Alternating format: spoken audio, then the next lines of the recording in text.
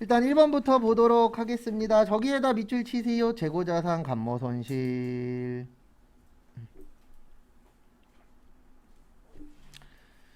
그래서 보시면 일단 저기에다가 밑줄 좀 쳐주세요. 저기 매출총 이익률 25%.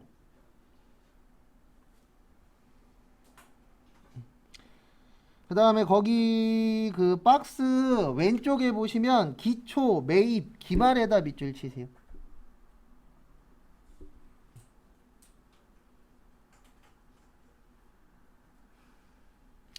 일단 우리 감모의 뜻이 뭐죠? 감모. 감모의 뜻은 수량 부족이에요. 뭐라고요? 수량 부족. 그 다음에 평가는 기말에 하는 겁니다. 요거는 금액 관련된 거예요. 그래서 우리 단기매매증권 평가이익, 단기매매증권 평가손실 이거 다 금액과 관련된 거잖아요. 근데 감모는 뭐와 관련된 거라고요? 수량. 왜냐면 수량 부족해도 우리 손해보는 거잖아요. 그래서 둘 다 이익 나거나 손해 나거나 하는 건데 감모는 수량하고 관련된 거고 평가는 돈하고 관련된 거예요. 우리 일단 매출원가 어떻게 구하죠? 기초상품 플러스 순매입액 마이너스 무슨 상품이요? 기말상품. 그래서 기초가 10, 그 다음에 매입이 65, 기말이 13만원이에요. 그러면 62만원 나와요. 요게 매출원가입니다. 그 다음에 우리 매출총이익 어떻게 구해요? 순매출액 마이너스 무슨 원가요? 매출원가. 근데 거기 보시면 매출총 이익률이 25%래요. 그러면은 80만원 곱하기 몇 프로요? 25%.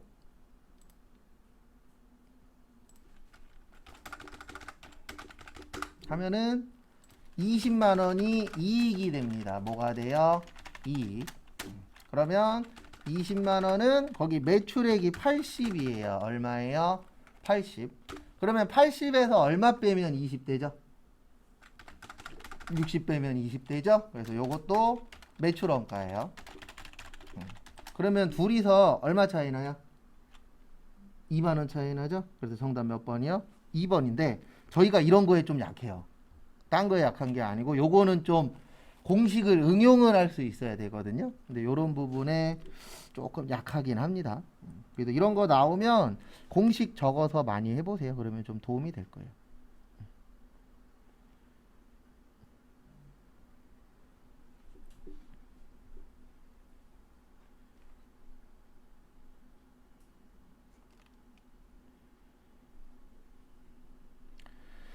그 다음에 2번. 그래서 여기에서 키포인트는 요거예요. 80만원에다 25% 곱하는 거. 그 다음에 2번 부채에다가 밑줄 치세요. 부채. 그래서 우리 부채는 크게 두 가지로 나누어집니다. 유동하고 비유동. 그래서 정답 1번이에요. 우리 몇 년 기준이에요? 1년 기준이죠. 그래서 정답은 1번.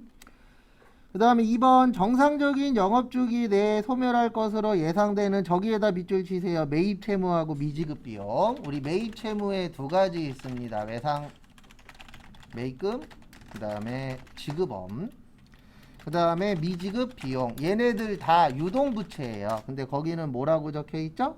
비유동 부채라고 적혀있죠. 그래서 2번 틀렸고요.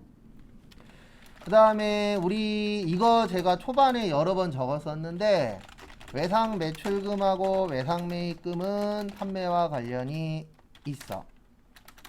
그 다음에 미수금이랑 미지급금은 판매와 관련이 없을 때 쓰는 거라고 했었었죠. 그래서 정답은 3번입니다. 아니 3번은 틀린 거예요. 일반적인 상거래가 아니고 일반적 외입니다. 그 다음에 4번 저기에다 밑줄 치세요. 반드시. 반드시 확정되는 건 아닙니다. 왜냐면 얘 때문에 안 돼요. 퇴직급여 충당부채. 퇴직급여 충당부채는 아직 확정되지 않은 부채예요. 왜 확정되지 않았냐면 우리 언제 퇴직할지 확정되어 있어요? 아니죠.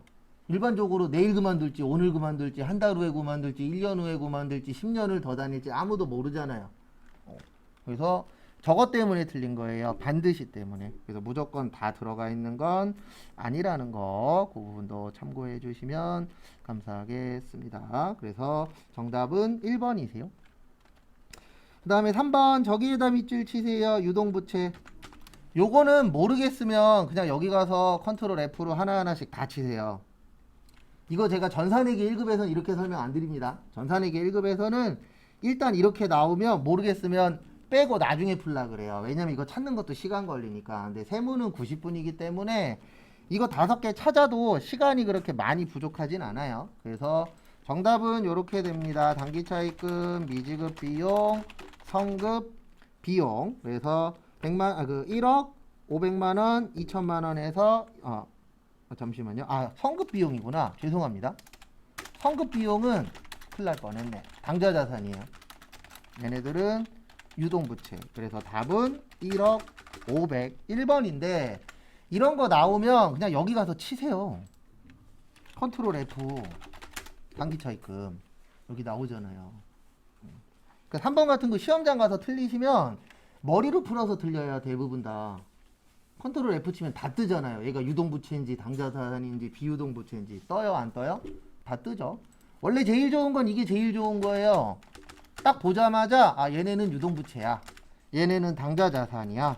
그 다음에 장기차입금하고 퇴직급여 충당부채는 비유동부채야. 이렇게 되면 가장 아름답기는 한데 이거 하기에는 계정 과목이 너무 많아요. 그래서 컨트롤 F로 꼭 찾으십시오. 그 다음에 4번 우리 교환에는 두 가지가 있다 그랬습니다. 동종자산 간의 교환하고 이종자산 간의 교환. 이거 외우라고 했었었죠. 그래서 동종은 장부가, 이종은 공정가.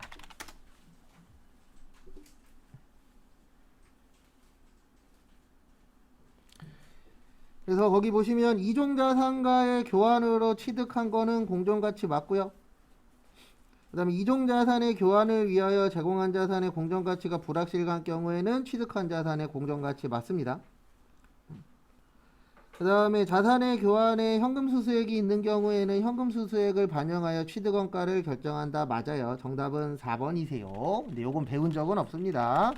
유형자산의 공정가치는 시장가격으로 보도록 되어 있어요. 그러니까 시장가격이 뭐냐면 현재 거래되는 금액. 왜냐면 우리가 공정 그러면 이걸 얘기하는 거거든요. 너가 하나 내가 하나 같은 걸 뭐라 그래요? 공정하다라고 우리가 표현하잖아요. 그러면 시장 가격은 공정하잖아요. 왜냐면 만약에 라면이 1,000원이야. 그러면 내가 사도 1,000원, 남이 사도 1,000원. 이러면 공정하다라고 생각을 하겠죠. 그래서 일반적으로 요게 같은 말이에요. 공정가치, 공정가액, 그 다음에 시가, 시중가격, 뭐 시장가격 다 같은 말입니다. 왜냐면 우리가 공정하다라는 게 딴 거 없잖아요. 내가 사나 너가 사나 같은 가격이야. 그래서 뭐 요즘에 뉴스에 계속 나오고 있지만 뭐 공무원 어쩌고 저쩌고 해도 공무원 인기 안 사그러들어요. 왜냐면 그나마 가장 공정한 것 중에 하나가 공무원 시험이잖아요. 일반 회사는 공정하지 않아요. 다 알잖아요. 만약에 사람을 뽑아. 그러면 어쩔 수 없어요. 뽑을 때 뭘로 뽑죠? 일반적인 중소기업에서 능력도 보긴 하지만 외모도 안 본다 그러면 솔직히 거짓말이잖아요. 근데 공무원 시험 볼 때는 일단 1차 시험이 필기 시험이잖아요. 필기는 외모하고 관련이 있어요? 없어요? 없어요. 그래서 저도 외국계 회사 몇 번 이렇게 일하러 가봤는데 뭐 교육도 받으러 가보고 그럼 외국계 회사 갔을 때 특징 중에 하나가 인포에 계신 분들 계시잖아요. 다 이뻐요. 그리고 키가 다 나만해요. 뭐 구두 신고 있긴 하지만. 근데 인포 같은 거 뽑을 때는 얼굴 봐요, 안 봐요? 봅니다. 키도 봐요, 실질적으로. 근데 공무원 뽑을 때는 일반적으로 키나 이런 거 안 보잖아요. 일단 필기시험 보고 실기시험 볼 때까지는 공정하니까. 그래서 뭐 맨날 뉴스에 보면 뭐 공무원이 어쩌고 저쩌고 월급이 어쩌고 저쩌고 그러는데 제가 봤을 때 할 사람은 합니다. 할 사람 섰어요. 저도 시켜주면 할 거예요. 제가 맨날 공무원 욕 많이 하는데 욕해도 시켜주면 할 거예요. 왜냐면 괜찮잖아요. 버티면 되니까.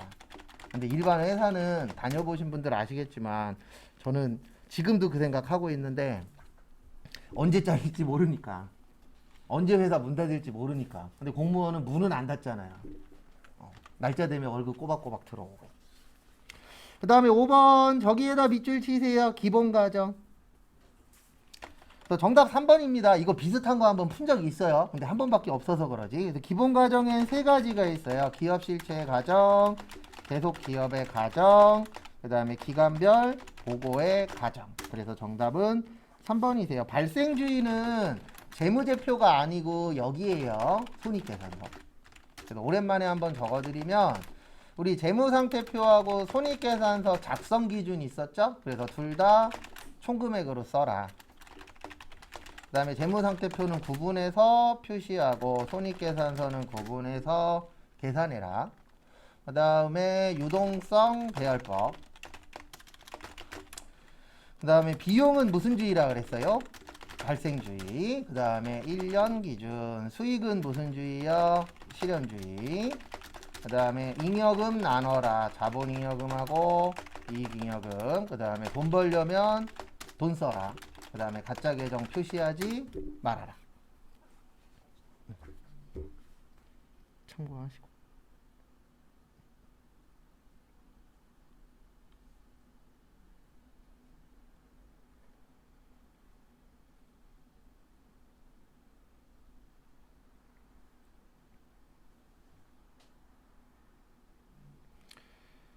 다음에 보시면은요.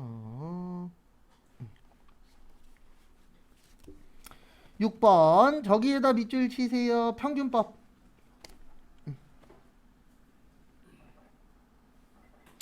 그 다음에 아래 자료에 대한 설명으로 틀린 것은 저기에다 밑줄 좀 쳐주세요. 착수량.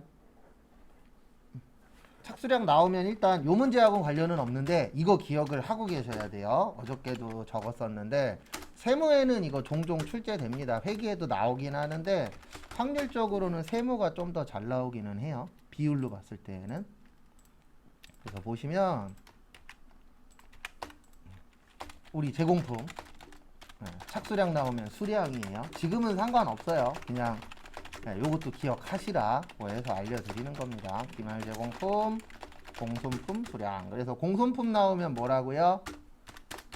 불량품이에요. 공손품의 뜻은. 무슨 품이라고요? 불량품. 그래서 거기 보시면 1번 공손품이란 폐기처분 또는 매각처분 이외에는 용도가 없는 불합격품 맞고요. 정상 공손품의 수량을 3%라고 가정할 때 그러면 일단 기초가 몇 개예요? 2,000개. 그 다음에 착수가 8,000개. 그 다음에 완성이 9,000개. 그 다음에 기말이 몇 개예요? 500개. 차변과 대변 어때야 된다? 같아야 된다. 몇 개 부족해요? 500개. 그 다음에 거기 지문에 보시면 3%로 가정한대요. 그러면 3%면은 270개입니다. 그러면 500개에서 270개 빼면 230개 돼요. 그래서 정상은 270개, 비정상은 몇 개요? 230개. 그래서 정답은 2번. 그냥 이건 산수만 하면 됩니다. 3, 9, 27이잖아요. 3, 9, 200이 아니죠. 그래서 정답은 틀린 거 찾으라 그랬으니까 2번입니다.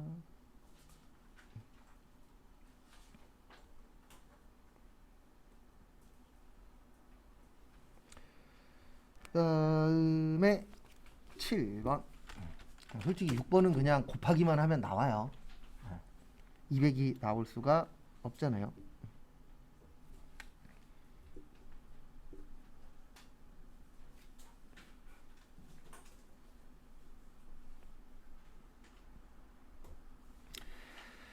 그 다음에 다음 거 보시면 7번 저기에다가 밑줄 치세요. 원재료.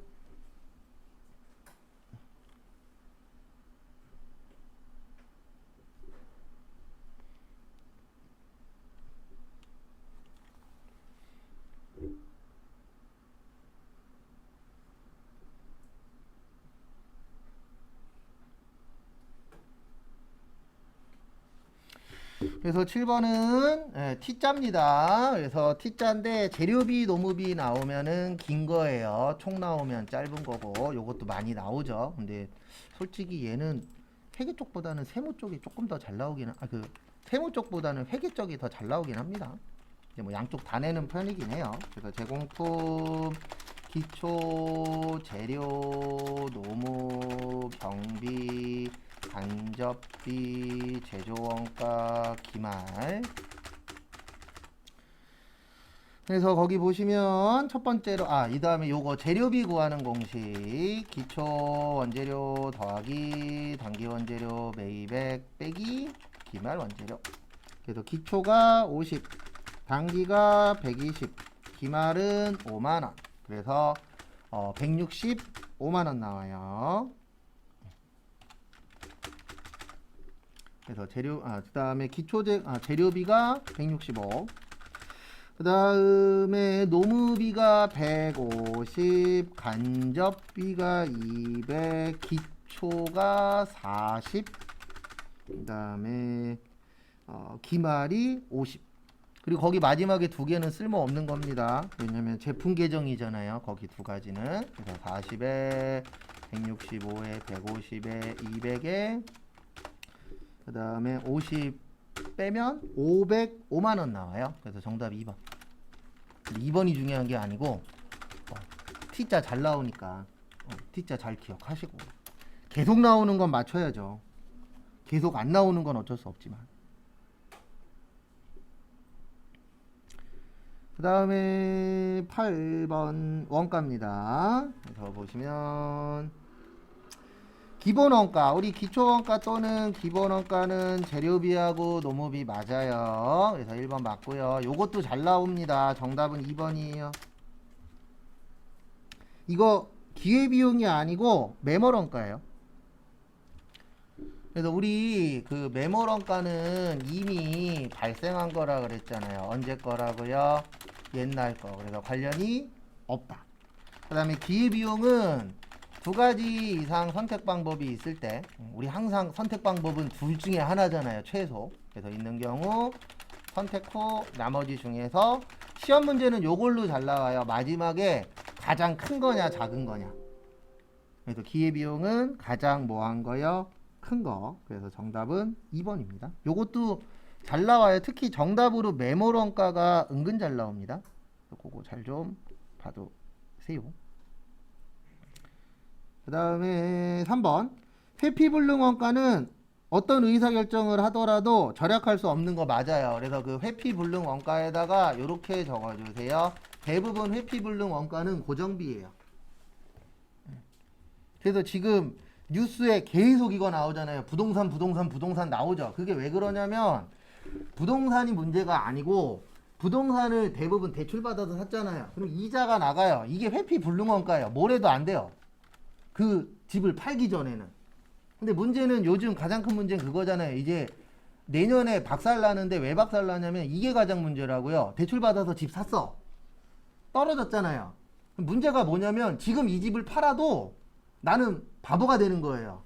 왜요? 적자니까. 지금 그게 문제인 거예요. 딴 게 문제가 아니에요. 그러니까 저처럼 살려고 산 사람들은 상관없어요. 근데 살려고 산 사람보다 투자 목적으로 산 사람이 더 많다고요. 그래서 댓글들에 보면 이런 댓글 많더라고요. 살려고 한 사람들 많아요. 개코 같은 얘기 하지 마세요. 이거 팔아갖고 돈 벌려고 산 사람들이 더 많아요. 제 장담하는데. 살려고 산 사람들은 한 1-20% 정도 될 거고, 이거 사서 비싸게 해갖고 팔아먹어야지라는 목적으로 산 사람이 더 많아요. 1가구 1주택이니까 괜찮다? 그거 개코 같은 얘기예요.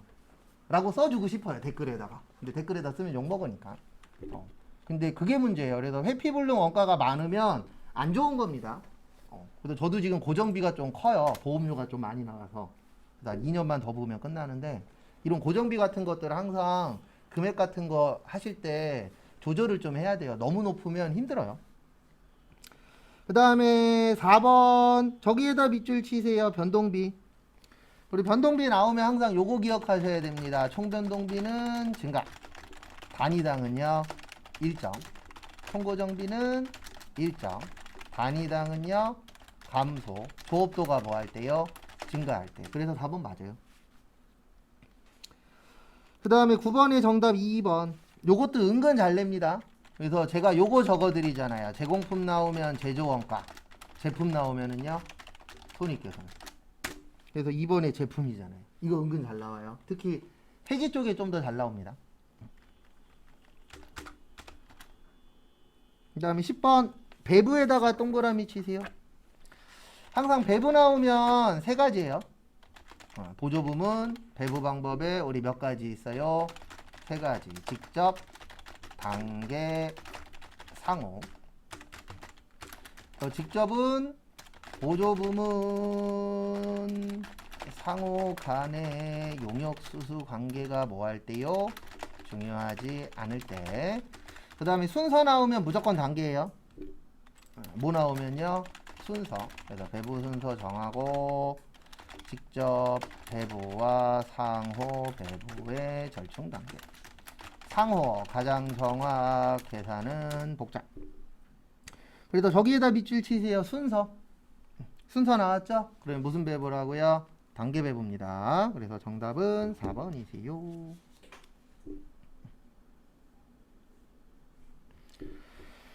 그 다음에 11번 저기에다 밑줄 치세요. 사업장. 일반적으로 부가가치세법에서 그 사업장 소재지로 많이 봐요. 그래서 1번 보시면 부동산 임대업을 영위하는 경우 부동산의 등기부상 소재지. 1번하고 4번 잘 봐두세요. 1번, 4번이 이 문제 나오면 지문에 무조건 나오더라고요. 그래서 지금 1번, 4번 다 맞아요.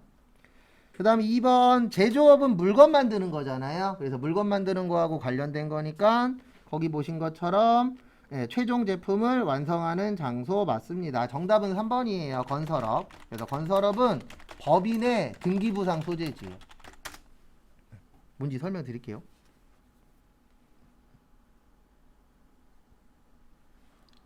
이게 무슨 뜻이냐면 우리 건설회사들 많죠. 우리나라에 건설회사들 많잖아요. 근데 건설회사의 문제가 뭐냐면 내가 인천에 있다 그래서 인천에서만 건물 짓는 건 아니잖아요.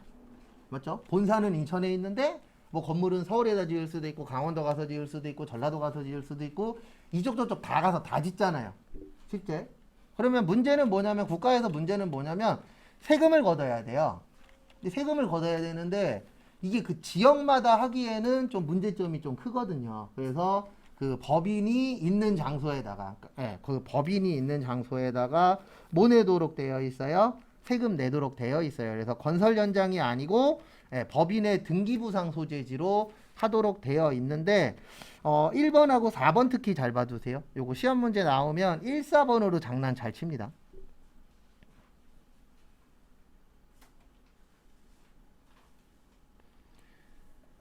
그 다음에 다음 거 보시면은요 12번 우리 일단 간이과세자 잘 기억하세요.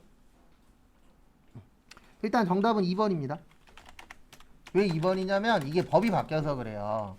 간이과세자는 직전 연도 공급 대가가 얼마 미만이요? 8천만원. 그 다음에 공급 대가가 4,800만원 미만이면 영수증 발행할 수 있다 그랬죠? 그러면 4,800만원이 넘는 사람들은 뭐 발행해야 돼요? 세금계산서 발행해야 돼요. 이게 옛날에는 없었어요. 왜 없었냐면 예전에는 간이과세자는 다 영수증만 발행하라 그랬어요. 왜냐면 옛날에는 이거 기준이었거든요. 4,800. 그리고 여기도 4,800이었어요. 과거에는. 근데 지금 경기가 안 좋잖아요. 경기가 안 좋아지고 하니까 국가에서 이제 요 금액을 8,000으로 올렸어요. 근데 문제는 뭐냐면 국가에서 간이과세자는 8,000으로 올려놨는데 4,800만 원보다 크면 뭐 발행해야 된다고요? 세금계산서는 똑같이 발행을 하도록 되어 있어요. 그래서 이제 간이과세자도 세금계산서를 발행해야 되기 때문에 세금계산서 발행 안 하면 4,800만 원 이상인 사람들이 발행 안 하면 가산세를 내도록 되어 있습니다. 그래서 정답은 2번이에요. 이거는 국법이에요. 신법은 세금계산서 발행할 수 있기 때문에 세금 내라 이렇게 되어 있습니다. 그 다음에 4,800만 원 미만이면 납부도 뭐요? 면제. 그래서 예전엔 여기도 4,800이었어요. 근데 지금은 이제 매출액도 많이 늘어나고 하면서 이제 8,000으로 올려놓은 상태입니다. 그래서 요것 꼭 알고 계세요. 4,800만 원 넘으면 뭐 발행해야 된다? 영수증이 아니고 세금계산서 발행할 수 있다가 맞는 겁니다. 그래서 정답은 2번. 그 다음에 3번에 저기에다 밑줄 치세요. 저희 시험에 실기에는 안 나오는데 간이과세자는 의제 매입세가 안 됩니다. 그 다음에 간이과세자 4번도 잘 봐두세요. 간이과세자는 환급도 안 해줘요. 세금을 조금만 내게끔은 되어 있는데 마이너스 나와도 안 돌려줍니다. 그런 부분 참고해 주시고요. 13번 별표 2개 요것도 잘 나옵니다. 1번 옆에다가 요것 좀 적어주세요. 장기 할부 판매 중간 지급 조건부 완성도 기준 지급 요 세 개가 세트예요. 그래서 대가의 각 부분을 받기로 한 때는 맞습니다. 그래서 1번 맞고요. 2번 제가 그래서 정답 3번이에요.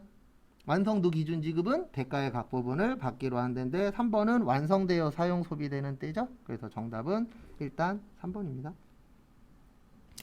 그 다음에 일반 판매 몇 가지 있다 그랬어요? 3가지. 현금, 외상, 할부는 인도 기준. 그래서 거기에 있는 거 맞고요. 그 다음에 4번 임대보증금 간주임대료. 간주는 진짜예요? 가짜예요? 가짜죠? 요건 과세기간 종료. 그리고 요 간주임대료 옆에다 요것도 써주세요. 의제 매입세. 간주하고 의제 같은 말이라 그랬어요. 그래서 정확하지 않은 것들은 다 종료일로 해라 라고 되어 있습니다. 그래서 그런 부분도 참고 좀 해주세요. 그러니까 지금 나온 것 중에 11번하고 13번은 좀 자주 나오는 편입니다. 그나마 다른 거에 비해서. 그 다음에 14번에 저기에다가 밑줄 치세요. 기타 소득. 그래서 기타 소득 옆에다가 이렇게 좀 적어주세요. 일시적이고 우발적. 그 다음에 무슨 권으로 끝나면 기타 소득이다.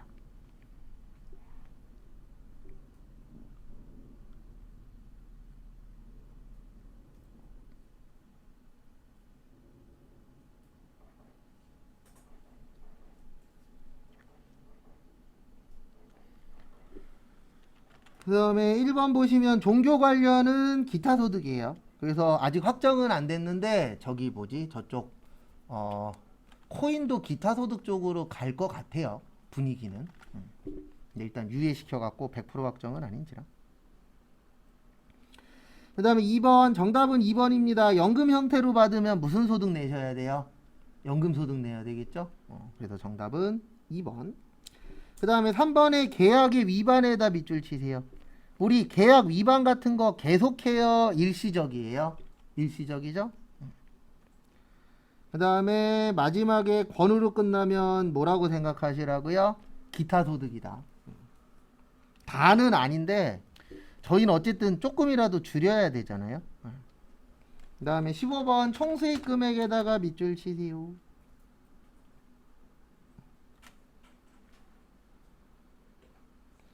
얘는 찍을 수밖에 없습니다. 저희 시험에 잘 나오는 내용은 아니세요.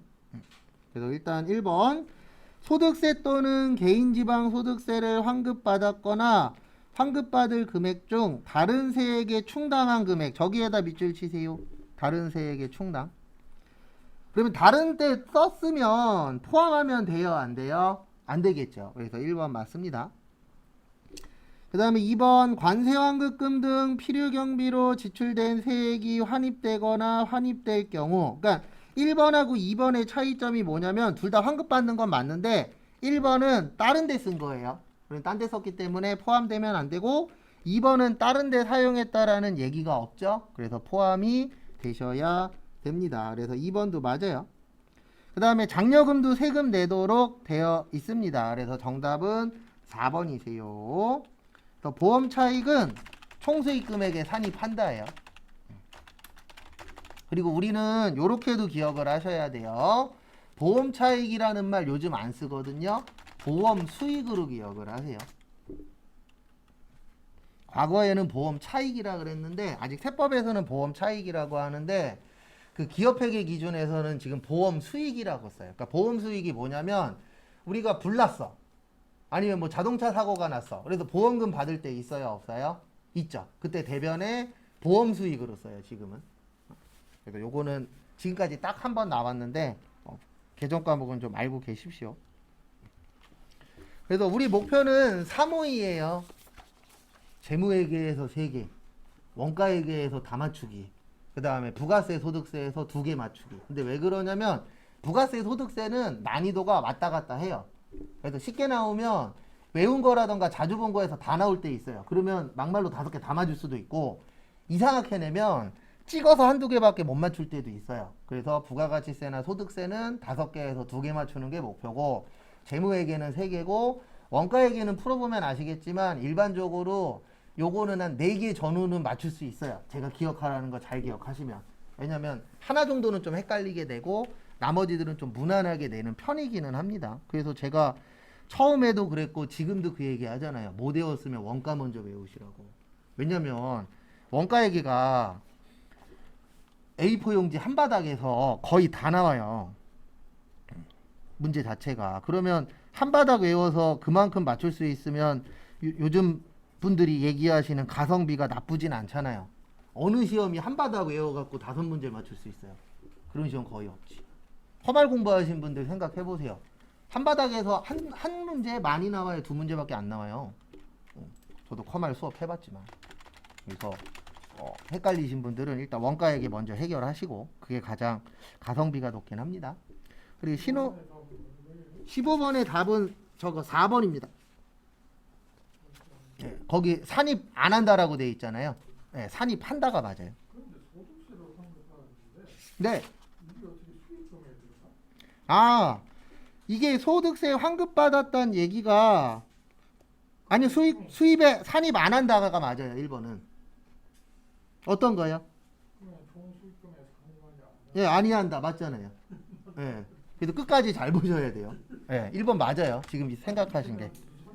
예. 그래서 1번은 맞습니다. 그 다음에 신호 좀 해주시고요. 그 다음에 일반 전표부터 또 보도록 하겠습니다.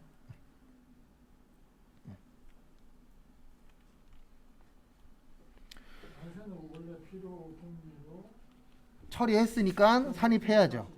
그렇죠. 네, 처리했으니까.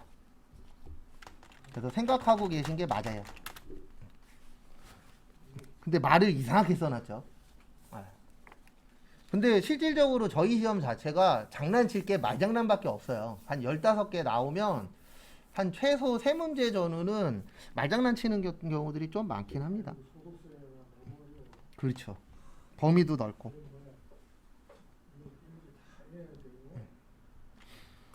그나마 그래서 2개 나오는 게 그나마 다행이죠. 네. 그 다음에 분계 보도록 하겠습니다. 저기에다가 밑줄 좀 쳐주세요. 2번째 줄에 미납액금 미지급세금, 3번째 줄에 납부지역가산세는 800번대 세금과 뭐요? 공과.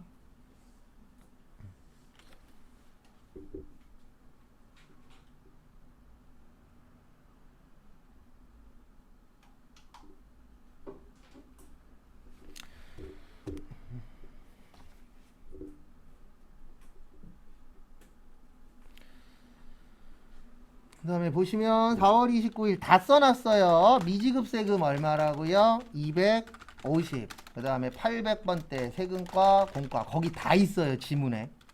이거보다 더 자세하게 줄 수가 없습니다. 왜냐면 지문에 계정 과목 다 줬잖아요. 미지급세금 줬죠. 세금과 공과 줬죠. 보통예금으로 계좌이체했다라고 되어 있잖아요. 그러니까 요런 건 꼭 맞추시고. 그 다음에 2번은 저기에다 밑줄 치세요. 마지막에 자기주식 처분 손실.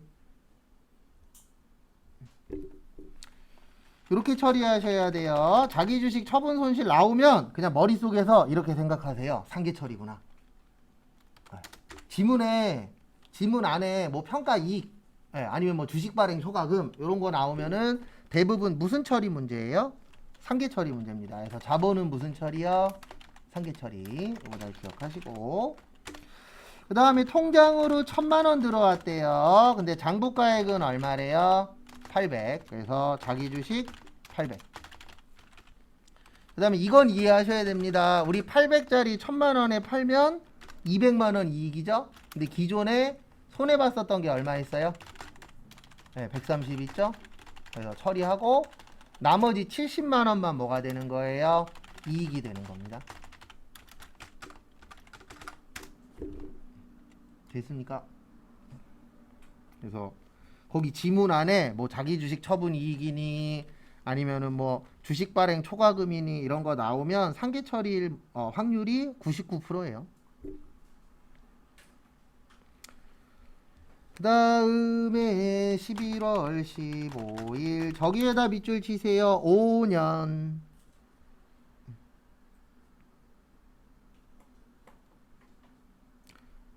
5년이면 긴 거예요? 짧은 거예요?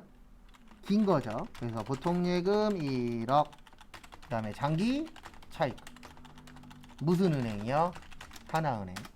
그 다음에 1년 이내면은 장기를 뭘로만 바꿔주시면 돼요? 단기로. 또 나왔습니다. 외화. 네, 외화는 그냥 잘 나와요.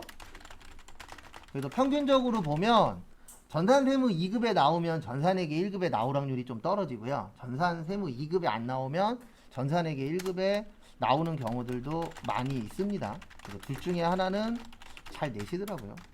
그래서 위에 거는 실제, 밑에 거는 결산. 그래서 보시면 11월 25일 요렇게 계산하셔야 돼요. 2만 달러 곱하기 원래는 1200원에서 2400이었어요. 근데 2만 달러가 1300원이 돼서 2600이 됐습니다. 그러면 요렇게 되는 거예요. 원래 받아야 될 거는 2400이었고 ABC 그 다음에 차변에 통장으로 들어온 거는 2600이 들어왔어요. 그러면 더 받았으니까 이익이죠. 외환차 이익 얼마요? 200.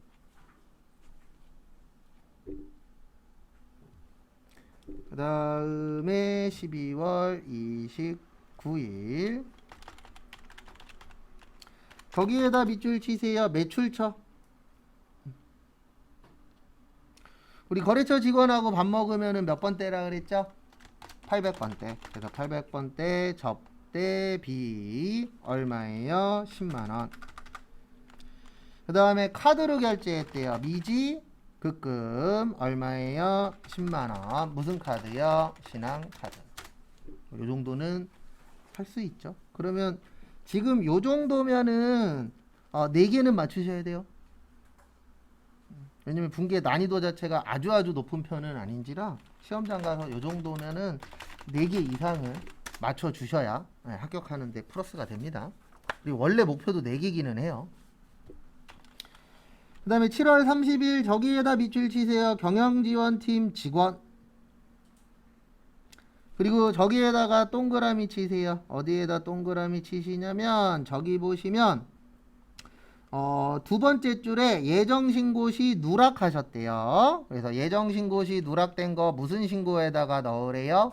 확정신고에다가. 그래서 요거 요렇게 하셔야 됩니다. 요건 보여드릴게요. 매입의 과세. 그 다음에 거래처는 남해식당 부. 왜 부예요? 전자라는 말 없어요. 그래서 부. 그 다음에 분개하실 때는 직원 위한 거니까 복리 후생비 140. 그 다음에 세금 14만원. 그 다음에 대변에 뭘로 결제하셨다? 그 결제 안 했다 그랬죠? 그래서 미지 급금. 그리고 이거 틀리신 분은 지문 좀 잘 읽으세요. 거기 지문에 미지급금이라고 써 있어요. 써 있어요? 안 써 있어요? 써 있죠. 그런 거 항상 잘 보시고. 그러니까 이게 힌트를 줘도 헷갈리시는 분들은 그게 힌트인지 모릅니다. 그래서 항상 지문 정확하게 읽으시고요. 그다음에 여기에 핵심은 이거예요. 분개가 아니에요. 여기에 핵심은 7월 30일 매입과세 야근식대 140에 14 남해 식당 전자는 부 분개는 혼합잡고 복리후생비 800번대 대변에 미지급금인데 이게 중요한 게 아니고요. 이 문제는 요것 때문에 낸 거죠. 뭐 때문에 낸 거냐면 여기 위에 무슨 집계요? 간편집계 가셔서 예정 무슨 분이요? 누락분 누르시고 2022년 확정의 첫 날짜가 몇 월부터죠? 10월부터죠. 그래서 여기에다 몇 월이요? 10월. 이번 시험에 나올 확률이 조금은 있습니다. 왜냐면 지금 풀고 있는 거 102회예요. 우리 어저께 풀었던 게 103회죠. 103회 이거 나왔어요? 안 나왔어요? 안 나왔죠? 그러면 이번 시험에 나올 확률은 좀 있어요. 그래서 요거 연습 꼭 해보시고, 그리고 안 되시는 분들은 쉬는 시간에 부르세요. 그럼 제가 그거 알려드릴게요. 그 다음에 8월 5일 저기에다가 밑줄 치세요. 토지의 계산서. 그리고 이거는 외우십시오. 계산서 나오면 100% 뭐라고요? 면세예요. 이거는 묻지도 따지지도 말고 면세입니다. 그리고 여기에다 불공 쓰신 분은 세금 계산서가 안 나오면 불공될 수 있다 없다? 없다. 그거처럼 기억을 좀 하시고, 무조건 세금 계산서 나와야 불공이 되는 겁니다. 그 다음에 거래처는 진성부동산 여, 차변의 토지 2억, 대변의 보통예금 2억, 그 다음에 9월 1일 저기에다 밑줄 치세요. 컴퓨터, 그 다음에 현금 영수증, 매입의 경과, 전자상해. 그 다음에 거기 지문에 보시면 자산으로 처리하라고 되어 있어요. 뭘로 처리해라? 자산. 우리 컴퓨터 몇 년 이상 쓰죠? 1년 이상 쓰죠? 1년 이상 쓰는 거 뭐라 그래요? 비품 360, 세금 36만원이라고 거기 적혀 있어요. 영수증 안에. 그 다음에 돈은 현찰로 드렸대요. 그래서 현금 얼마요? 396만원. 이거 잘못 보면 또 180으로 쓰시는 분들이 있습니다. 180은 단가예요. 이런 것도 조심하시고. 안 그럴 것 같은데 시험장 가면 뭔 일이 생길지 아무도 몰라요. 저도 1번 문제만 1번 문제만 10번 읽어본 적도 있어요. 멘탈 날라가갖고 1번을 딱 읽었는데 아무것도 기억이 안 나는 거예요. 왜냐면 공부를 별로 안 하고 갔거든요. 그래서 확실히 공부 안 하니까 혼자서 아무 생각이 없더라고요. 그래서 어떻게 붙긴 붙었어요. 운 좋게. 몇 개 잘 찍어갖고. 근데 확실히 내가 좀 뭔가가 좀 부족하다라고 느끼면 그런 경우들이 생길 수 있습니다. 집중이 잘 안 돼요. 그 다음에 9월 25일은 저기에다가 밑줄 치세요. 개별 소비세 과세 대상 차량. 그 다음에 세금 계산서. 이거 불공이에요. 왜냐면 개별 소비세 과세 대상 자동차의 뜻이 뭐냐면 비영업용 소형 차량 같은 말이에요. 이게 1000cc 넘는 차량을 이야기합니다. 그래서 개별 소비세 과세 대상 자동차라고 나오면 세금 계산서까지 나오면 불공 잡으시면 돼요. 뭐 잡으면 된다고요? 불공. 그래서 매입에 불공. 그래서 이거 참고하시고. 그 다음에 거기 보시면 로운 캐피탈, 전자는 여, 차변에 임차료인데 관리 업무용이니까 800번대 임차료예요. 그리고 요거 꼭 기억하십시오. 불공은 합치라고요? 나누라고요? 합쳐요. 그래서 77만원. 그 다음에 돈은 나중에 주기로 했으니까 미지급금 77만원. 그 다음에 9월 30일은 저기에다 밑줄 치세요. 오랜만에 나왔는데 수정전자세금 계산서. 잘 됐네요. 오히려 오랜만에 나왔으면 기억하고 계시면 되니까. 그래서 수정 나오면 우리가 수정세금 계산서라고도 하고 마이너스 세금 계산서라고도 하고 그 다음에 반품 세금 계산서라고도 표현하는데 정식 명칭은 이거예요. 무슨 세금 계산서요? 수정세금 계산서가 정식 명칭입니다. 그래서 다른 사람들한테 물어볼 때 수정세금 계산서라고 얘기하시는 게 원래 정상적인 방식이긴 합니다. 근데 대부분 마이너스 세금 계산서라는 말을 좀 더 많이 쓰긴 해요. 금액에 마이너스 들어가니까. 그래서 이거 나오면 분계는 똑같이 하시고 마지막에 뭐만 하세요? 마이너스만 하세요. 그래서 매출의 과세. 왜냐면 제품 팔았잖아요. 중앙상사여. 그 다음에 대변의 제품 매출인데 250만원이 한 대예요. 그러면 두 대면 얼마예요? 500이죠? 근데 금액에다가 뭐 쓰시라고요? 마이너스. 그래서 마이너스 500. 그러니까 분계는 똑같이 하는 거예요. 근데 분계는 똑같이 하되 금액에다가 뭐 겁시다? 마이너스 겁시다. 그래서 마이너스 50. 그 다음에 차변에 거기 보시면 외상으로 했대요. 대금은. 그러면 무슨 매출금이요? 외상 매출금 마이너스 550. 얘도 분기 똑같이 하고 그냥 마이너스만 건다 이렇게 생각하세요. 그러면 메인 매출 전표 제품 매출 할 줄 알면 못할 정도의 수준은 아니잖아요. 그래서 금액에다가 마이너스 걸어주시면 됩니다. 그 다음에 문제 3번은 저기에다 밑줄 치세요. 의제 매입세.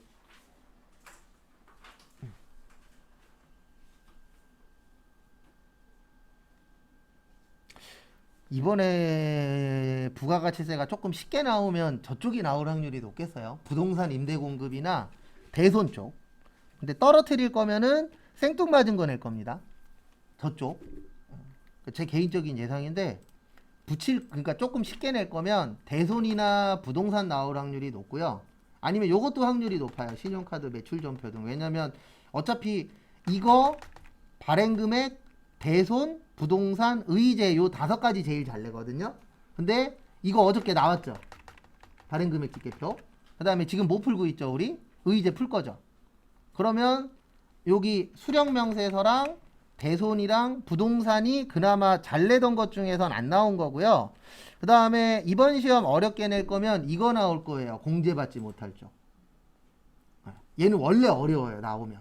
그래서 만약에 이게 나오면은 좀 난이도가 쉽지는 않다 이렇게 생각하시면 되고, 대손이나 저기 부동산 임대공급 그쪽이 나오면은 붙일 생각이 좀 있지 않을까. 이건 제 개인적인 생각이긴 합니다. 근데 개인적인 생각으로는 좀 얼렁뚱땅 이상한 거 낼 확률이 조금 높긴 해요. 왜냐면 타이밍상은 난이도가 좀 있어야 되는 타이밍이라. 의제 매입세액 나오면 요거 기억하셔야 됩니다. 뭐 기억하셔야 되냐면 살 때는 면세에 꼭 원재료만 돼요. 다른 건 안 됩니다. 그 다음에 얘를 가공해서 팔 때는 과세인 업종에는 다 적용이 되고요. 그 다음에 세율은 원칙은 102분의 2. 그 다음에 중소제조기업이랑 개인은 104분의 4. 그 다음에 음식점 중에서 법인은 106분의 6. 개인은 108분의 8.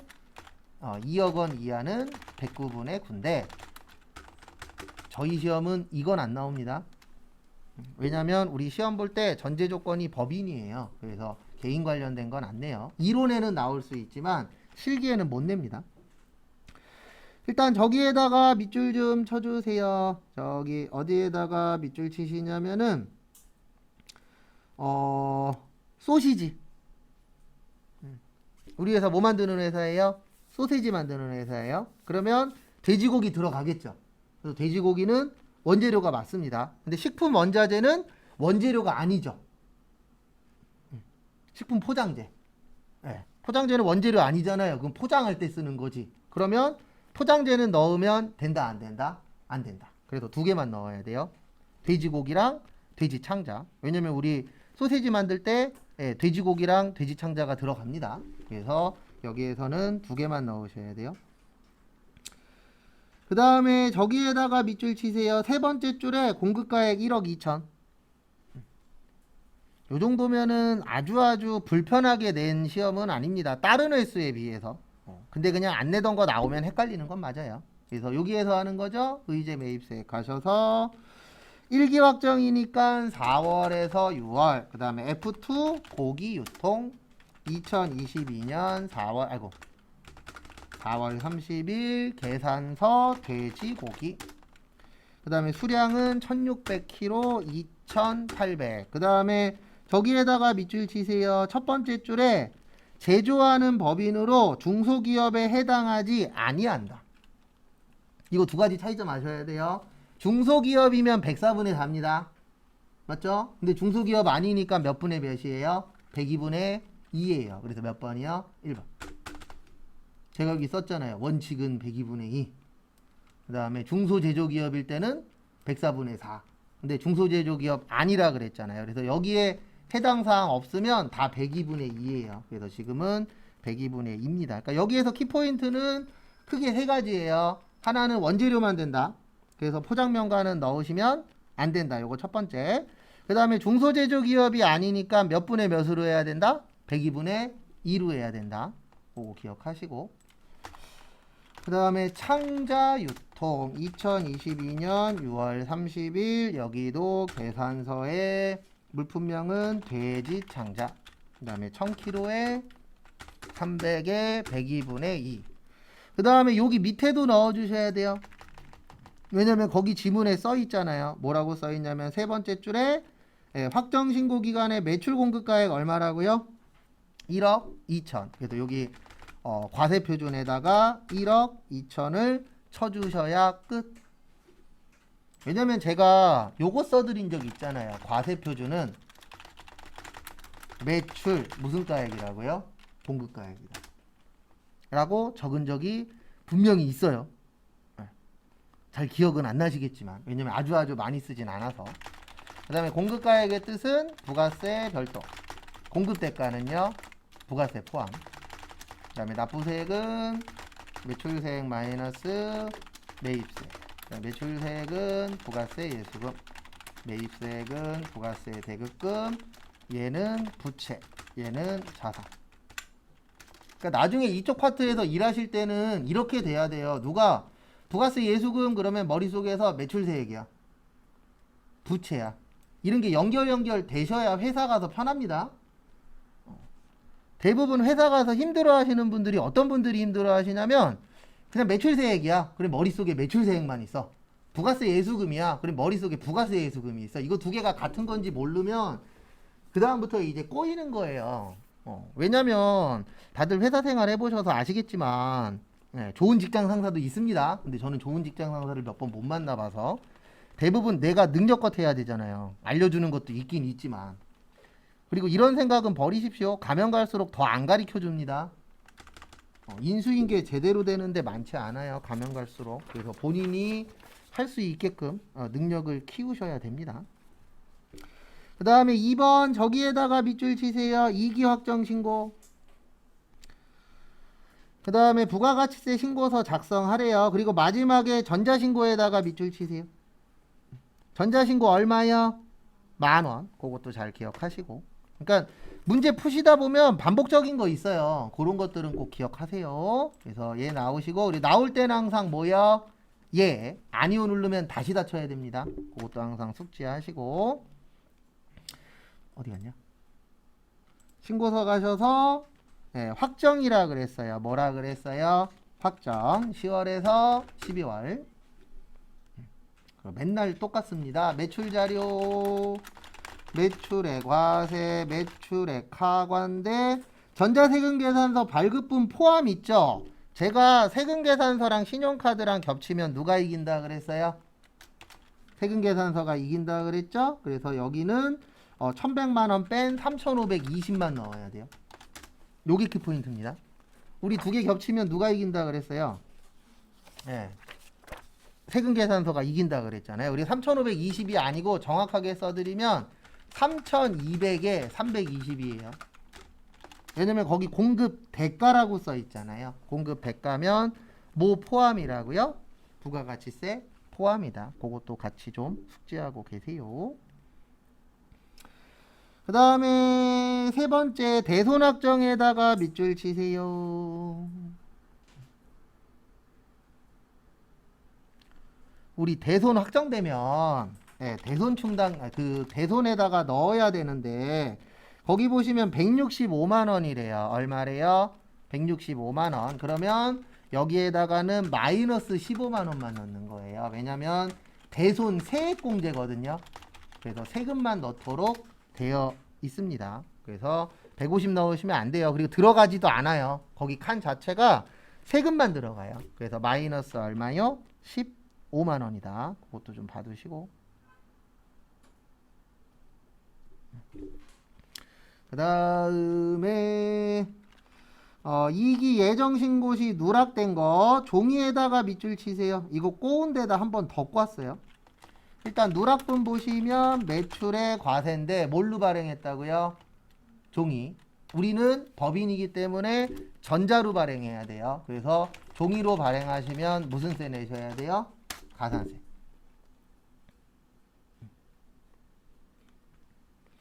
여기는 의제를 좀 쉽게 낸 대신 저길 좀 어렵게 낸 편이에요. 저기 가산세 부분을. 그래서 가산세는 조금 이따 구하고요. 그리고 저기에다가 별표 3개 치세요. 미납일수 91. 미납일수 나오면 무조건 가산세입니다. 그런 것도 좀 조심하시고.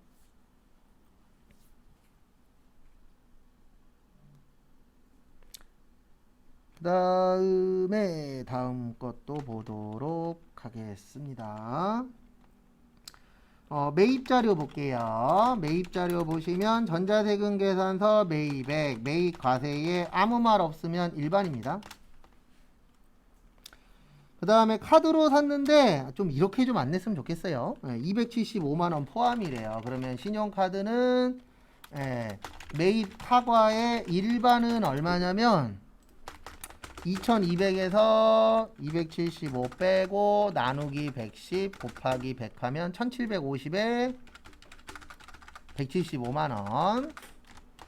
그 다음에 매입 사과의 보정은 250에 25만원. 일단 정리 먼저 하세요.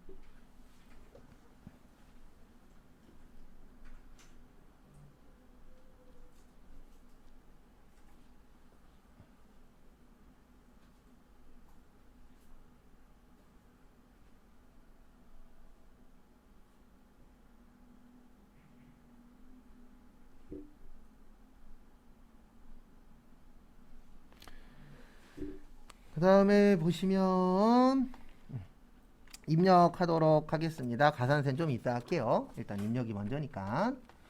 일단은 제일 첫 번째로 여기 1번에다가 3억에 얼마요?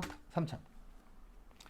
그 다음에 2번은 2번이 아니고 3번에다가는 요 금액 넣으셔야 돼요. 3,200에 얼마요? 320. 그 다음에 여기 8번에다가는 마이너스 얼마요? 15. 그 다음에 누락된 거는 여기 33번에 300에 얼마요? 30.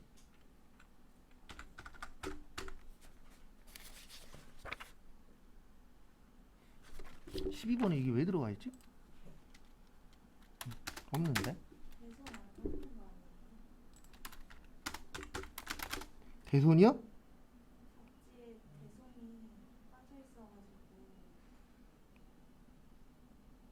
잠시만요.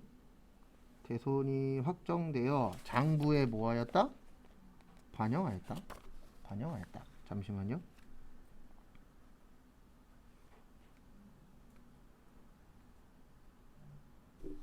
잠시만.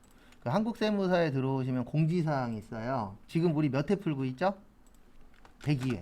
네, 거기에 횟수 치면은 이렇게 확정 답안이라고 떠요. 무슨 답안이라고 떠요?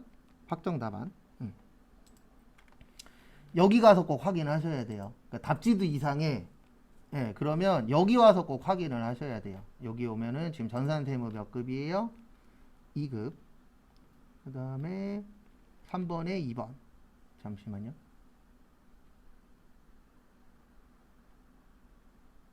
이거 반영된 게 맞아요. 여기 써 있잖아요. 2022년.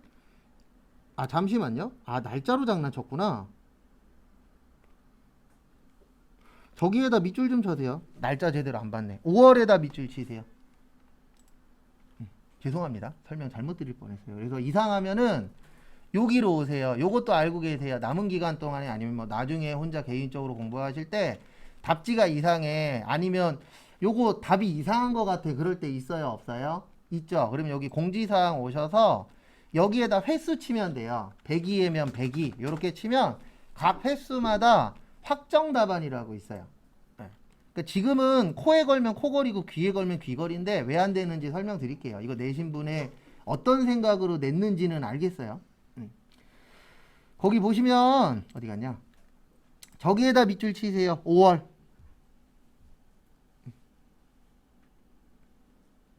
근데 이거는 솔직히 코에 걸면 코걸이고 귀에 걸면 귀걸이에요. 왜냐면 대손이 10년 안에만 신청하면 되거든요. 근데 5월이라고 되어 있죠. 그러면 우리 5월이면은 몇 기 확정이죠? 1기 확정이죠? 우리 지금 몇 기 하고 있어요? 2기 하고 있어요. 그래서 안 넣어도 돼요. 그리고 요것도 알고 계세요. 수표나 어음은 부도 발생일로부터 몇 개월이요? 6개월 경과. 그러니까 만약에 이게 수표나 어음이었으면 넣는 게 맞아요. 왜냐면 5에다가 6 더하면 몇 월이죠? 11월 되죠? 그래서 그때는 2기 확정이 맞으니까 넣는 게 맞는데 지금은 몇 월로 되어 있어요? 5월로 되어 있죠. 그러면 5월이면은 1기예요, 2기예요? 1기죠. 그래서 얘는 죄송합니다. 안 넣는 게 맞아요. 근데 이거는 코에 걸면 코걸이라 일단 날짜로 구별을 하세요. 그래서 대손색은 뭐 해도 된다? 안 넣어도 된다. 근데 안 넣어도 되는 이유는 하나입니다. 뭐 때문에요? 날짜 때문에. 그리고 거기 마지막에 반영했대요. 그러면 1기 때 했으니까 2기 때는 할 필요 있다 없다? 없다. 그러니까 말장난 치신 거예요. 왜 이렇게 냈는지는 알겠는데 그래서 요것도 잘 기억하세요. 냈었던 것도 안 내요. 만약에 내면 이걸로 낼 수도 있어요. 수표나 어음은 몇 개월 경과해야 된다? 6개월. 그 다음에 여기 보세요. 어디 갔냐? 그 다음에 이제 저기부터 할게요. 누락분. 그래서 누락분은 여기에다 넣었죠? 그 다음에 가산세 구해야 됩니다. 뭐 구해야 돼요? 가산세. 그래서 얘는 안 넣어도 돼요. 왜냐면 1기 때 했다. 이렇게 볼게요. 그래서 가산세 구해야 되는데 가산세가 좀 많아요. 가산세 몇 개냐면 하나, 둘, 셋, 네 개예요. 몇 개예요? 네 개. 아니다. 잠시만요. 아, 3개예요. 3개. 맞다. 4개가 아니고 3개입니다. 그래서 첫 번째로 이거 외워놓으세요. 이거 이론에도 나옵니다. 전자세금계산서 의무 발행자라고 있어요. 그래서 법인하고 개인 중에서 직전연도 공급가액이 2억 원 이하인 자. 우리 그때 시험 봤을 때 2억이라고 하나 있었죠. 네, 그거. 근데 우리는 지금 뭐냐면은 법인이에요. 뭐라고요? 법인. 법인인데 종이로 발행했으면 잘한 거예요? 잘못한 거예요? 잘못한 거예요. 그러면 뭐 내셔야 돼요? 가산세. 그래서 종이세금계산서로 발행할 때만이에요. 받는 건 상관없어요. 종이세금계산서로 발행하면 공급가액의 1% 내셔야 돼요. 요건 추가로 외워놓으십시오. 그리고 나머지들은 칸에다 그냥 치기만 하면 자동으로 나오긴 합니다. 그래서 거기 종이로 발행한 게 총 얼마예요? 300이죠? 그래서 300만 원에 몇 프로요? 1%. 그러면은 3만 원 나와요. 그리고 얘는 여기에다 넣는 거예요. 몇 번에다 넣는 거냐면 여기 26번 누르시면 64번 있어요. 몇 번 있어요? 64번. 그래서 얘는 64번에다가 넣으시면 됩니다. 그리고 조심하셔야 되는 게 여기 잠깐만 보세요. 여기에다 300이라고 치면 6만 원이 나와요. 근데 6만 원 아니에요. 왜 그러냐면 원래 미발급은 2%거든요. 근데 우리 전자세금 계산서는 몇 프로라고요? 1%. 그래서 6만 원이 아니고 얼마로 넣어 주셔야 돼요? 3만 원. 요건 추가 좀 해 놓으세요. 그리고 이거 하면은 신고 저기 얘는 안 해도 돼요. 납부지연이 아니지. 명칭이 뭐였냐? 요거 지연 제출은 안 하셔도 돼요. 요거 2개에 해당될 때는 어차피 종이니까 종이 누락했으니까 요거 2개인데 지연 제출하고 미발급 중에서 미발급이 그러니까 여기 미발급하고 미발급이 아니죠. 종이세금 계산서하고 그 다음에 여기 보시면 68번에 지연 제출이 있어요. 예, 요때는 2가지에 다 해당될 때에는 종이세금 계산서만 하시는 거예요.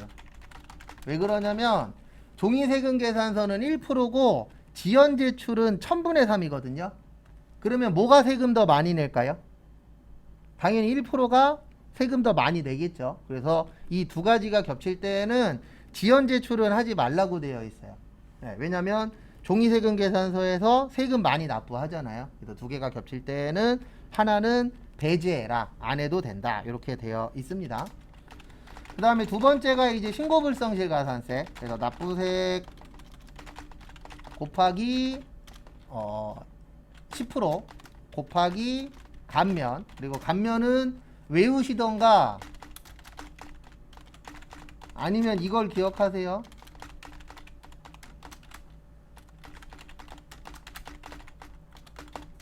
이걸 외우시든가 아니면은 그리고 바쁘시면 이거 두 개만 외우세요. 아직까지 시험은 이 두 개 빼놓고 나온 적은 없습니다. 그리고 아무것도 기억이 안 나면 이렇게 하는 거라 그랬어요. 여기 71번 있죠? 여기 위에 뭐라고 있어요? 작성 방법 켜기 누르면 여기 세율 다 떠요. 몇 개월일 때 몇 프로 떠요, 안 떠요? 뜨죠. 그래서 요거 누르시면 됩니다. 위에 무슨 방법 켜기, 작성 방법 켜기. 그래서 계산은 이렇게 돼요. 30만원 곱하기 10% 곱하기 뭐요? 25%. 왜냐면 3개월 안에 했으니까. 30만원 곱하기 10%에 25%. 그래서 75만원. 그 다음에 납부지연. 납부지연은 납부세 곱하기 미납일수 곱하기 2.2 나누기 만인데, 주의하셔야 되는 게 일단 요번 시험까지는 제가 알려드리니까 기존에 기억하시던 걸로 하시면 되는데, 만약이에요. 이거는 만약에 내년 4월달 이후에 시험을 또 보실 수도 있잖아요. 이거 사람 일은 어떻게 될지 모르니까 원래 한 방에 붙는 게 제일 좋은데, 만약에는 올해 안 보고 내년에 봤어. 그럴 때는 세율 다시 한번 체크하셔야 돼요.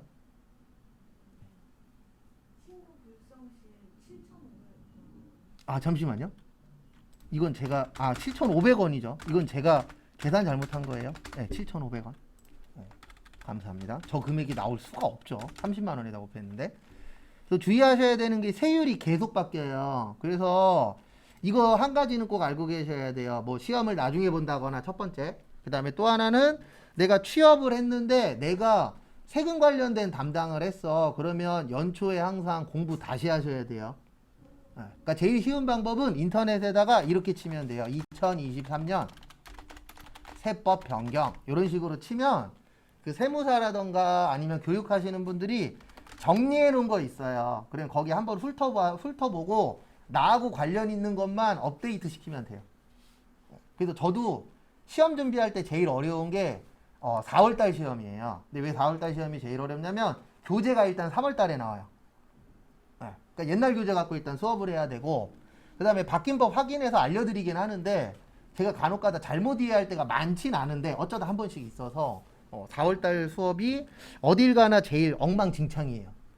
그나마 덜 엉망진창으로 알려드리긴 하는데, 그래서 여기 보시면 여기 써 있잖아요. 조그마긴 한데 2.2로 개정되었습니다. 이거 왜 나왔냐면 사람들이 작년 걸로 아는 거예요. 작년 건 2.5거든요. 그래서 답지 볼 때 조심하셔야 되는 게 가산세 답지가 안 맞아요. 작년 거는 왜 안 맞냐면 세법이 계속 변하기 때문에, 법이 바뀌었기 때문에 안 맞습니다. 그래서 그런 거 조심하시고.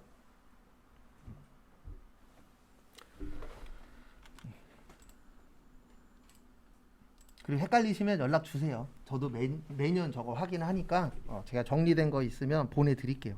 나중에라도 필요하시면. 30만원 곱하기 미납일수 며칠이요?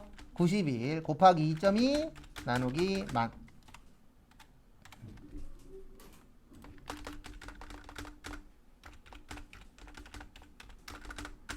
그래서 6,072원. 그리고 이건 알고 계세요? 일반적으로 3개월 차이 나면 신고불성실이랑 납부지연이랑 금액이 비슷합니다. 이거 두 개 금액이 너무 많이 차이 나면 계산, 아까 저처럼 금액이 두 개가 엄청 많이 차이 나 그러면은요, 계산기 잘못 쳤을 확률이 높아요. 제가 이거 매번 계산할 때마다 느끼는 건데 둘이서 차이가 그렇게 많이 안 나요. 금액 차이가. 그리고 앞에 보세요. 하나만 더 알려드리고 넘어갈게요. 여기 30만원에 7,500원. 그 다음에 여기 30만원에 6,072원이고요. 아까 제가 미발급 64번에다 넣으라 그랬잖아요. 62번에 넣어도 맞다라고 인정은 해줘요. 62번의 좋은 점이 뭐냐면 300 치면 그냥 3만 원 나오거든요. 그래서 몇 번에다 넣어도 된다고요. 종이는 62번에다 넣어도 맞게는 해줍니다. 그건 참고하시고. 그 다음에 이제 매입 넣으러 갈게요. 뭐 넣으러 갈 거예요? 이제 매입 넣으러 가도록 하겠습니다. 앞에 보시면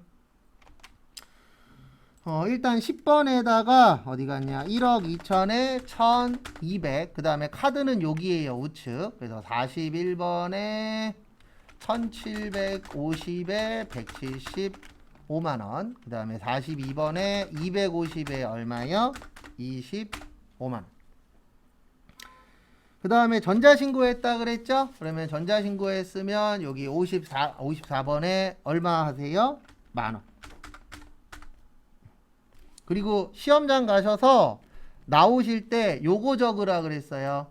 여기 밑에 1953357이라고 제일 밑에 보이세요? 그래서 요거를 적어 갖고 나오시면 그날 저녁 9시쯤 8시에서 9시 사이인데 대부분 9시에 들어가면은 가다반이 올라가 있습니다. 그래서 가다반으로 한 번씩 체크하시면 되세요.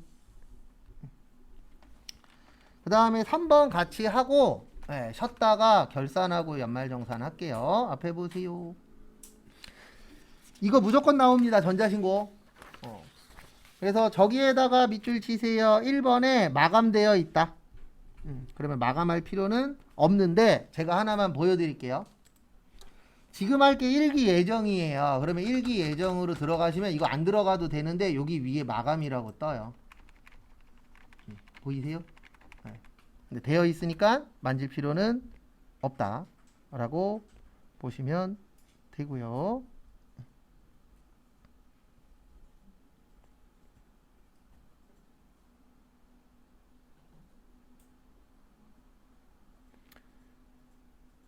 그 다음에 다음 거 보시면 여기로 오세요. 전자신고. 전자신고 누르시고요. 그 다음에 우리 지금 일기 예정이니까 1월에서 몇 월이에요? 3월. 그 다음에 엔터 엔터 엔터 엔터. 그리고 이거는 빨리 두세 번 연습하셔서 외워버리세요. 그 다음에 여기 위에 뭐 누르시라고요? 제작. 그 다음에 어저께처럼 1, 2, 3, 4, 1, 2, 3, 4인데 이거 무조건 1, 2, 3, 4 아니니까 시험장 가셔서 꼭 보고 치셔야 돼요. 그래서 1, 2, 3, 4, 1, 2, 3, 4 치시고.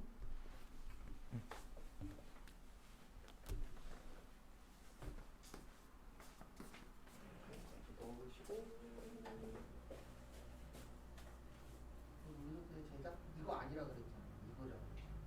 어디서 이거 빨리 외우세요. 연습 많이 하셔서.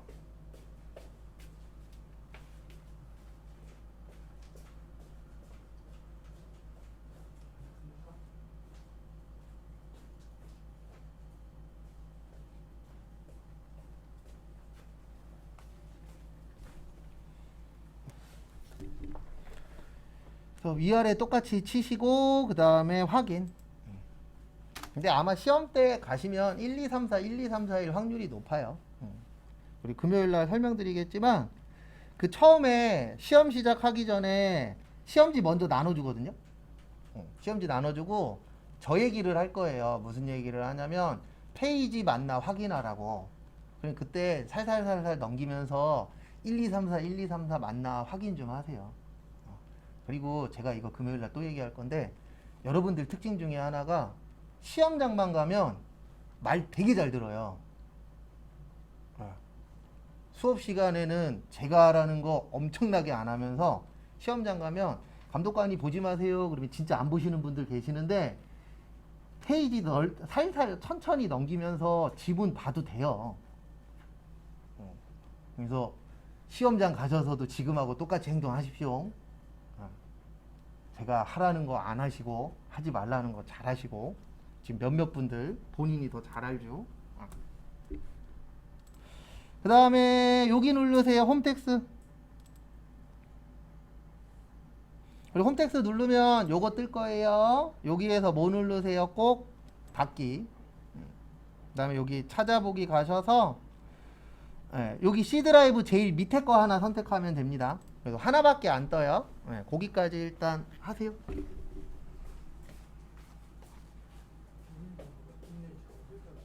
네, 비밀번호 2번 치셔야죠. 밑에 왜 안 치세요? 네, 다시 치세요. 1, 2, 3, 4, 1, 2, 3, 4. 밑에 또 누르셔야죠. 엔터 치셨죠? 그 다음에. 네, 엔터를 왜 치세요? 밑에 다 치고 나서. 확인. 그다음에 또 확인하시고 저기 위에 홈택스 누르세요. 제작 옆에. 아까 누르셨을 건데 제작 옆에 보시면 홈택스 있고 누르시고 요거 누르세요. 밑에 밖에 있죠? 요거 찾아보기 누르세요. 네, 거기 제일 밑에 거 선택하세요. 그다음에 클릭하시고 되세요. 네, 제일 밑으로 내리세요. 화면. 그 다음에 여기부터는 기계처럼 하셔야 됩니다. 일단 형식 검증하기 누르시고 B번 치세요. 1, 2, 3, 4, 1, 2, 3, 4 치시고 1, 2, 3, 4, 1, 2, 3, 4 치시고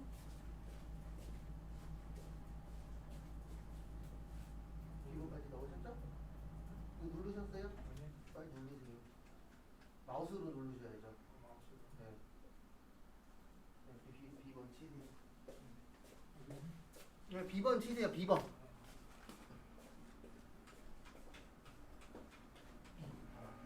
거기까지 넣어. 그냥 또 잠깐 주세요. 네, 제작해서 걸어주시고.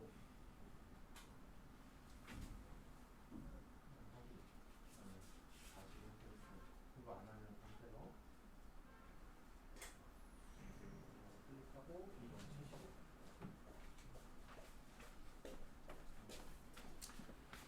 그 다음에 여기부터는 이렇게 하면 됩니다. 요 옆에 검증 결과 확인 클릭, 내용 검증하기 클릭, 내용 검증 결과 확인 클릭, 전자 파일 모여 제출.